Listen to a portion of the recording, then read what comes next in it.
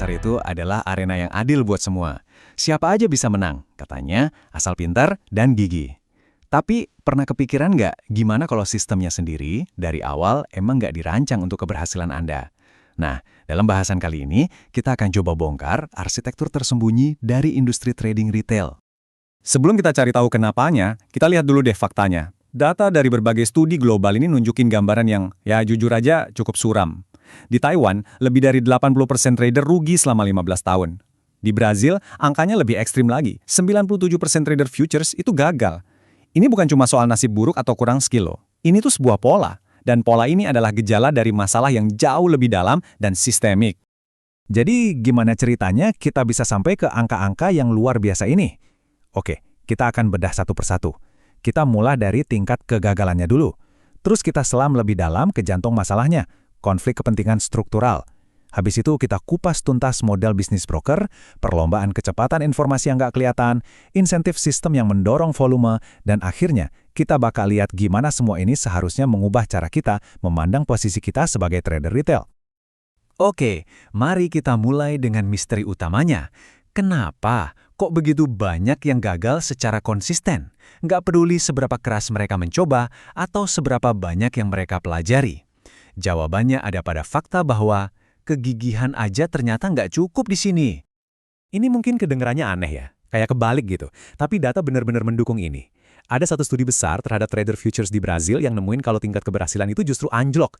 Dari yang tadinya hampir 30% buat yang trading cuma sehari, jadi tinggal 3% aja buat mereka yang bertahan lebih dari 300 hari. Ini nunjukin kalau pasar itu bukan tempat di mana latihan pasti bikin sempurna. Setidaknya nggak buat kebanyakan orang. Oke, jadi apa sih yang menghubungkan kita, trader retail, ke pasar? Dan gimana hubungan itu bekerja? Jawabannya ya, lewat perantara, atau yang biasa kita sebut broker. Dan disinilah konflik kepentingan yang paling fundamental itu mulai muncul. Konsep ini penting banget buat dipahami, karena dalam banyak model broker yang umum, keberhasilan finansial si broker itu nggak sejalan sama keberhasilan kita sebagai trader. Dengan kata lain nih, untung mereka itu nggak selalu datang dari untungnya Anda. Yuk, kita lihat gimana ini bisa terjadi.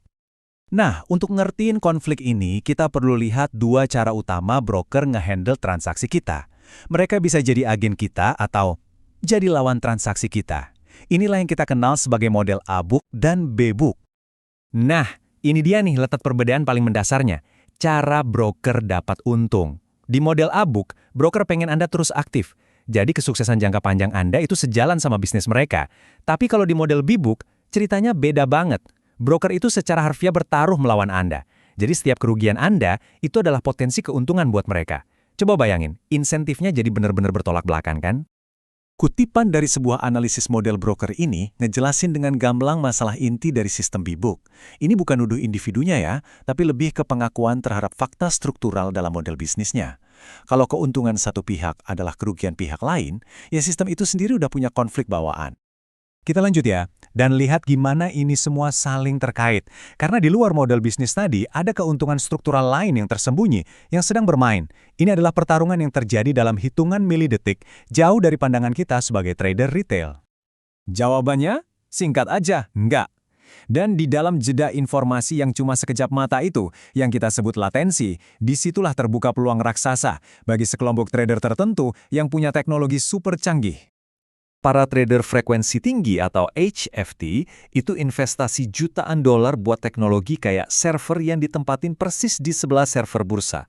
Tujuannya? Buat meminimalkan jeda tadi. Ini bikin mereka bisa lihat informasi harga baru sepersekian detik lebih dulu dari semua orang, termasuk Anda. Proses ini namanya arbitrase latensi. Ini memungkinkan para trader super cepat itu buat eksekusi trading yang hampir tanpa resiko. Intinya, mereka trading berdasarkan informasi yang belum Anda lihat.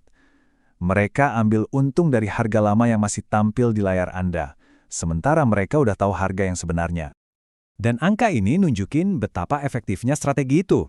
Sebuah studi dari regulator menemukan bahwa 96% dari perdagangan yang dilakukan HFT pada harga yang usang tadi, itu menang. Ini udah bukan trading lagi namanya. Ini eksploitasi asimetri informasi secara sistematis.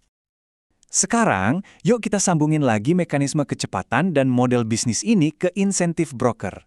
Jadi apa sih yang paling diinginkan sistem dari kita, para trader retail? Jawabannya bukan kesuksesan kita, tapi aktivitas kita. Nggak peduli brokernya pakai model A-book atau B-book, volume dan frekuensi trading yang lebih tinggi itu hampir selalu menguntungkan mereka. Buat A-book, itu artinya lebih banyak komisi. Buat B-book, itu artinya lebih banyak kesempatan buat klien bikin kesalahan dan akhirnya rugi. Nah, broker itu pakai berbagai macam cara buat mendorong kita lebih sering trading. Mereka nawarin leverage tinggi, bikin platformnya jadi kayak main game, promosi lewat influencer, semuanya dirancang untuk satu tujuan, bikin Anda lebih sering klik tombol buy atau sell. Semakin sering Anda transaksi, semakin banyak uang yang dihasilkan oleh sistem. Jadi, poin paling pentingnya adalah penawaran leverage tinggi itu secara langsung naikin volume trading dan pendapatan broker. Di saat yang bersamaan, leverage juga secara dramatis meningkatkan risiko trader retail kehilangan semua uangnya. Ini adalah alat yang sangat ampuh, yang menguntungkan broker sambil bikin posisi trader jadi makin rapuh. Kalau kita gabungin semua kepingan puzzle ini, konflik kepentingan, asimetri kecepatan, dan insentif berbasis volume, maka akan muncul gambaran baru tentang dunia trading retail.